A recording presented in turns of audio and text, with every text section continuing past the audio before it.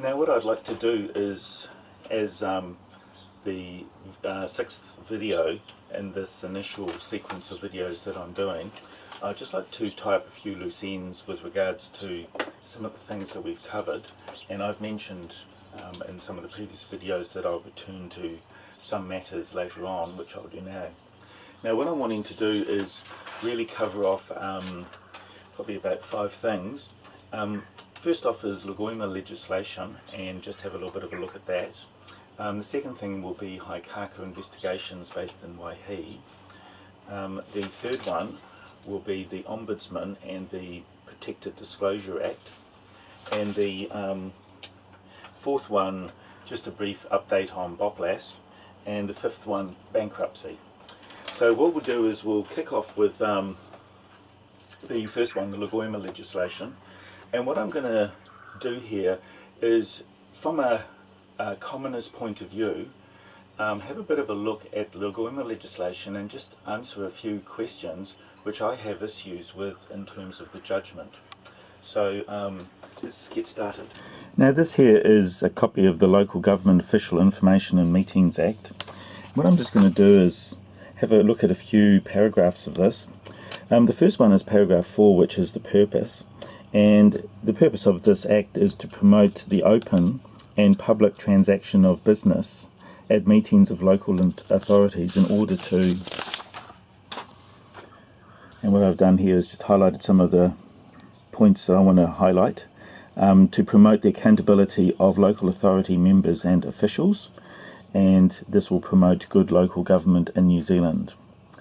And the Act also attempts to protect official information, but only to the extent which is consistent with the public interest aspect. And of course this all arises because we actually have government departments, of which local councils are one, essentially spending public funds, and so there's a need to have a high level of accountability. Now the next part I just want to cover off is paragraph 5. And with paragraph 5, the bit I want to mention here is that the Act works on the basis that the principle is that the information shall be made available unless there is good reason for withholding it. And what we'll see as we actually navigate through the Act, for example here, paragraph 6, you'll see it's talking about withholding it. 7, it's talking about withholding it, withholding the information, and we can continue on.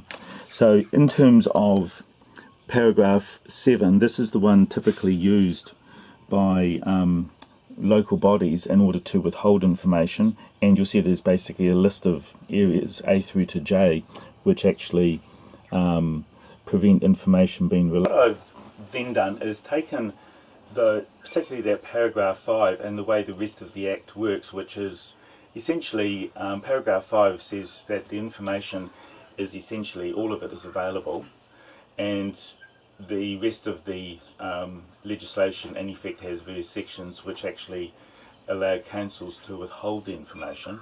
So what I'm going to do is take that legislation and put it into the form of a flowchart.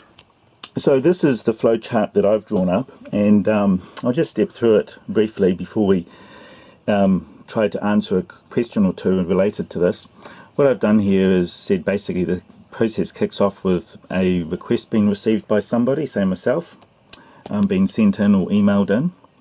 And essentially the next thing that happens is, in order to determine whether this information can be released, the legislation at paragraph 5 essentially puts all council documents into what I would call the public domain. What then happens is that as we step through the various parts of the legislation like 6B, 6A, 7A to J and other sections as well, we actually keep on asking questions, and the questions that we ask I've put in these little sort of diamond shaped boxes. And so here we've got, would the release of info endanger anyone, which is paragraph 6B, and if the answer is yes, we decline the request. Otherwise, if it's no, we move on to the next possible reason we could have to withhold the information, which would be, would the release of information affect investigation of offences? No, and we keep on continuing on down. And over here, we then evaluate all of paragraph 7A to J. Now, I haven't enumerated all of the sections within the Act that allow you to withhold information, but the end result is that if the answer to all of these questions is that no, the information can't be withheld, we end up at this box here.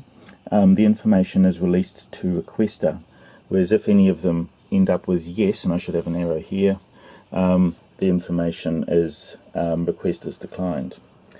Now this raises a very important question for me, which I have tried to address at the Supreme Court, and they didn't respond to the legal challenge I presented there at all. And the legal challenge here is that if I, as the requestor, actually initiate through the Lagoima legislation a request and I get the information, has the legislation put it into the public domain by virtue of the starting point at paragraph 5 being that all documents are publicly available, or have I put the document into the public domain? Now, my argument before the Supreme Court was that, in fact, the legislation has put it into the public domain. And this is fairly important in this particular case here, because if we're going back to the employment confidentiality and settlement agreement, well, I'll call it the settlement agreement, which had confidentiality clauses in it. If we're going back to that, and the situation is that the legislation through paragraph 5 and the fact it couldn't be withheld put it into the public domain, then I can't in any way be held liable for that. All I have done is ask the question as to whether this document is publicly available, and sure enough the answer comes back as being yes. So my view is that the mechanism of dissemination of this information here isn't covered in the Act, and the intent is that it will be made publicly available, and of course a lot of news organisations use this mechanism in order to get information, and there is no requirement when this information is released here in terms of how it can actually really be used. There's a couple of issues in terms of defamation and that, but by and large it basically is available to be used once it's been released. Now, on the basis of that, I have a great deal of difficulty with the judgment of Christina Ingalls, in the sense that if I have made a request and I have received the information, I don't see why there should be any cause for an employment confidentiality agreement to actually affect the release of this information. So in my view, the employment court judgment is fundamentally flawed in terms of the actual operation of Lagoima and the actual true mechanism by which information is put into the public domain. It is put there by the legislation as a result of a request coming in. It is not put in to the public domain by the individual. Next thing I'd like to just cover off is Haikaka investigations and a little bit of further detail around that. Prior to the firearms revocation documents being sent to me by Carl Wright Sinclair, and this was roughly in November 2015, probably December actually 2015, I became aware that somebody was sitting in a white station wagon outside the property I was residing at. And as I previously mentioned, on one occasion when I went out there on my bicycle, in fact, to actually go shopping, I stopped there and stared at them, and they sort of decided that the game was perhaps up. But I'd been noticing them there for a while, and I made a note of the registration, and didn't get all of the registration, but most of it. And then, lo and behold, I happened to be visiting my barrister, Bill Nabney, and the car parked in front of me looked identical, and the part of the registration that I'd made a note of matched what I had recorded when I'd seen this vehicle outside the property I was residing at. And upon talking to my barrister, it transpired that one, I think it's Glenn Tinsley from Waihi Investigations, had been doing some, Haikaka Investigations in Waihi had been doing some work for Bill Nabney.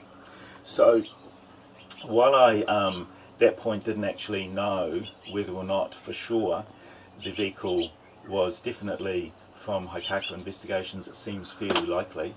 I then spoke to Peter Haikaka and asked him the question as to whether or not they have a vehicle which matched the registration plate that I'd recorded, and he wasn't interested in providing me with an answer. And on another occasion I spoke to Glenn Tinsley, the same question, and he wasn't interested in giving me the answer either.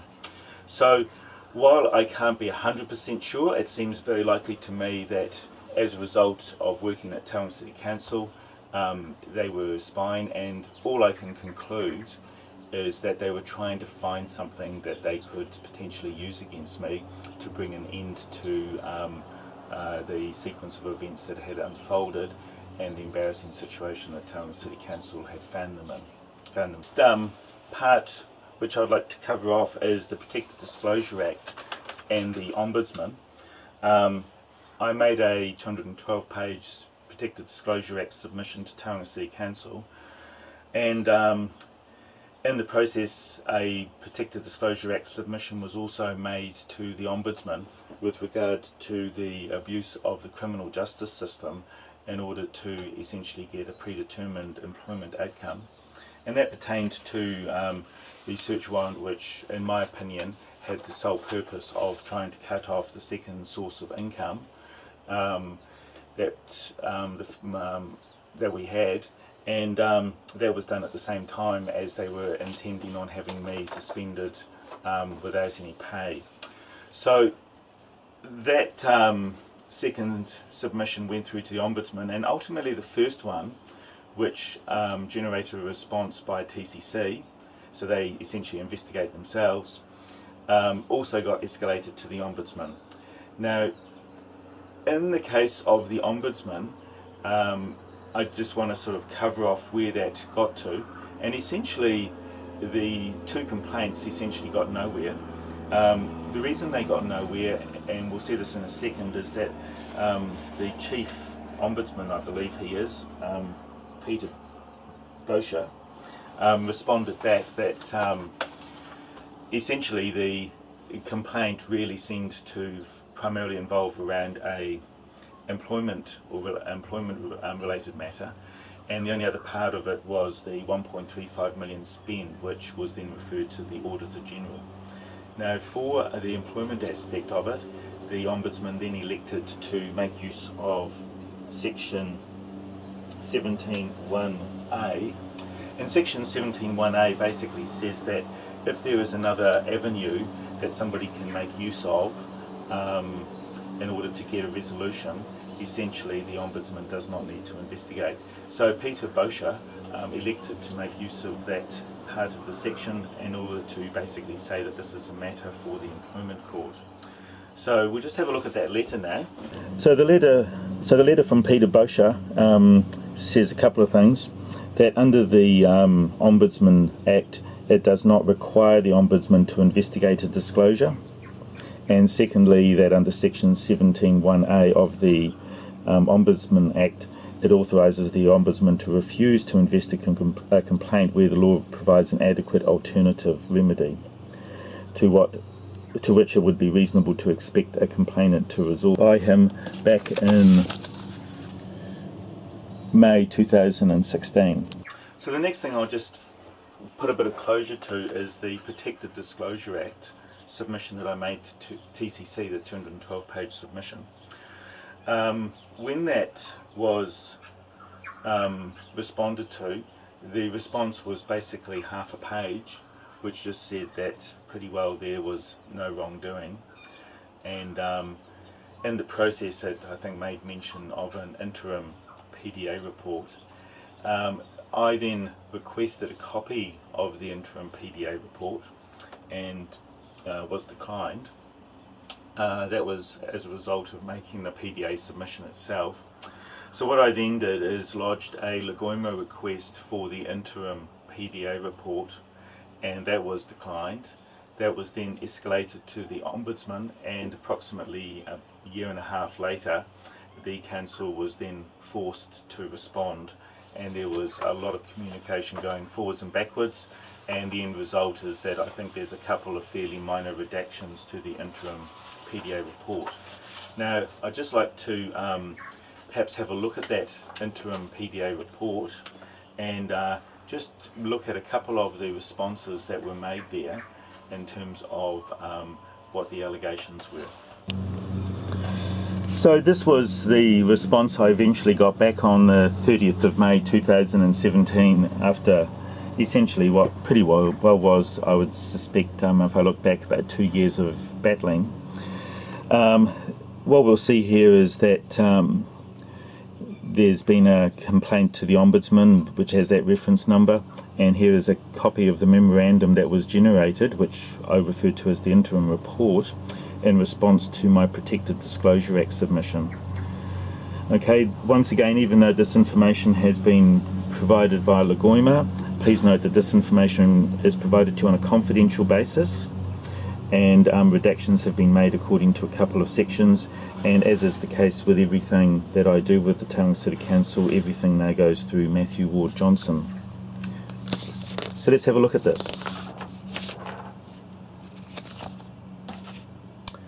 Now what I'm just going to do is I'll enclose this as a copy in the bundle of documents, but what I'm just going to do is jump to a couple of sections which I just want to highlight, and this is in relation to issue 4.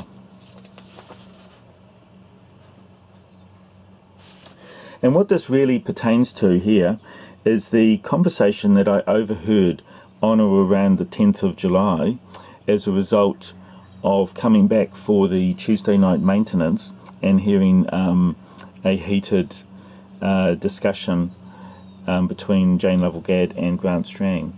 Now what I'm just going to highlight here is that flat denials have been received from both the alleged participants in the incident. In the absence of further witnesses, the investigation of this issue was terminated. Now that raises an interesting few questions for me. First of all, I wasn't the only person who had experienced this type of conversation before. As I reported earlier, other people had notified me that they had been involved with sort of similar conversations.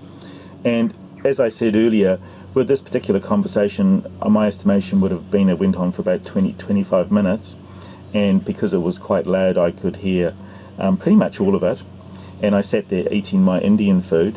So this really raises a very interesting question, which is that either Jane Lovell-Gadd and Grant Strang are correct in that this never actually occurred, or they're lying. And in my view, there is only one answer here, and that is that they're lying, and they know they're lying. There is no way, in my view, on this planet that I could have sat there eating my Indian food and imagined that whole discussion. And furthermore, when I had a meeting with Jane Lovell-Gadd and the CEO, the avoidance by Jane Lovell-Gadd in answering the question about whether she was having any issues with Grant Strang is, in my view, indicative of the fact that this is all essentially just a lie. From my point of view, this is sort of pretty well in the category now of what we call malfeasance in public office, both in terms of the fact that Jane Lovell-Gadd was the HR manager and also the group manager in charge of our area, and essentially allowed the workplace to degrade below the standards required, in my view, in the Local Government Act. But also here she is actually lying about an investigation that has been submitted through a process which is intended to provide accountability in terms of local councils. We have here another matter which I'll just look at, issue 8, and this is with regard to the claim that a threatened assault was not dealt with satisfactorily. This investigation has concluded to the contrary, that the incident was dealt with appropriately at the time. Now let's just have a look at the statement from the person who can present their side of the events here. And what we'll see here is that at 14, at one point Grant's minion threatened to assault me in retaliation for something he incorrectly believed that I had done. The threat was addressed to my team leader and witnessed by other staff who were understandably shocked.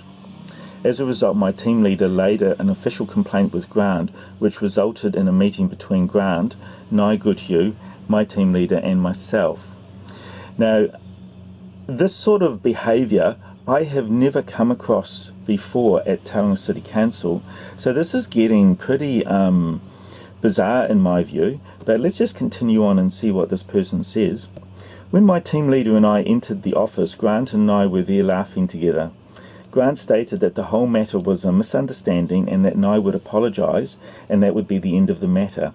I didn't really consider this to be acceptable or professional, but the previous events had made me realise there was little point in challenging this outcome. Now, that, to my way of thinking, in terms of the requirements of the Local Government Act and what's going on here, is a pretty sorry state of affairs. And while the PDA interim report considers that this is a satisfactory conclusion, I believe that the whole nature of this is entirely unsatisfactory in the workplace. Now, what I've got here is just a quick update in terms of what's actually getting achieved with BOPLAS, and what I've got here is off the BOPLAS website a list of the shared service projects, and what I've done is gone through and crossed off those which were already in existence as of essentially 2014. So what we've got is only a few extra things have actually appeared, and in terms of what appears to be, I guess, tangible things for the community, these are more internal things from what I can see. So a project management office, a bit of health and safety stuff both here for contractors and here, and we've also got a collaboration portal.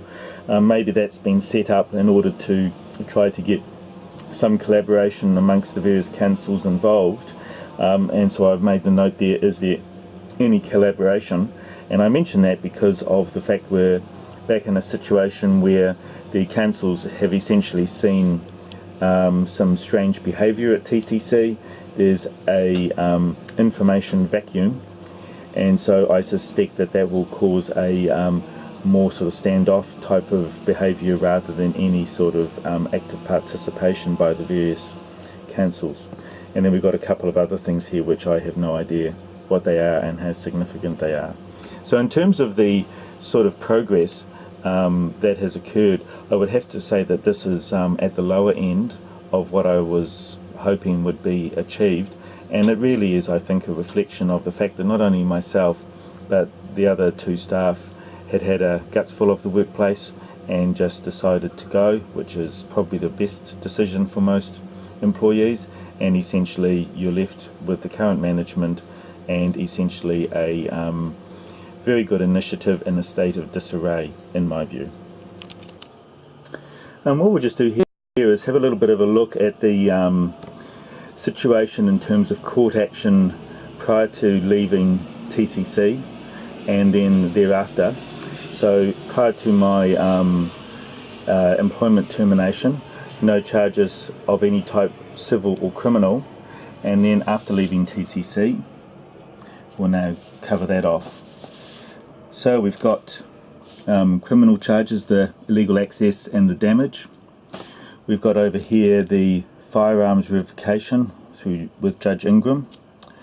This one here was, I can't recall what judge, but yeah. We've then got the Employment Relations Authority with Robin Arthur, and there's the ERA number. The Employment Court, Christina Ingalls, and we've got 3 different case numbers there. We've then got the Court of Appeal, which are listed here, one in 2016, another one in 2017, but there's more. We then continue on to page 2. We've got the first bankruptcy, which was these 2 numbers here, and we then got the second bankruptcy, which is what I'm currently facing at the moment, which is seeking $140,000 from me, essentially. And then we've also got the Supreme Court case as well.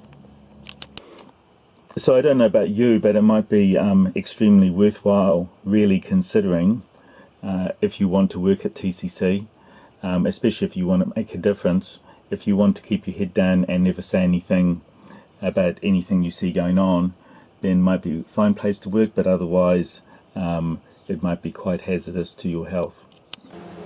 So we're almost at the end. Just a couple more things I'll cover off. So when we look back in terms of everybody who's been involved in this, we actually have quite a range of people. We have a Queen's Counsel in Wellington by the name of Richard Fowler, a barrister Craig Stevens who is involved in the firearms revocation, also based in Wellington, Matthew Ward Johnson involved heavily in all the employment and court and employment relations authority matters, an employment specialist Simon Lapthorne from Simpson Grierson in Auckland, a Shan Wilson from Simpson Grierson in Auckland. We also have from PricewaterhouseCoopers Alan Homewood, Campbell McKenzie, Craig Calderwood, David Hunter, Richard Timms, and we have all of these people are people I know of, so there could be more. We also have Brett Whale from Computer Forensic Solutions, Richard Mumford and Jeff Bernard from Delta Technologies.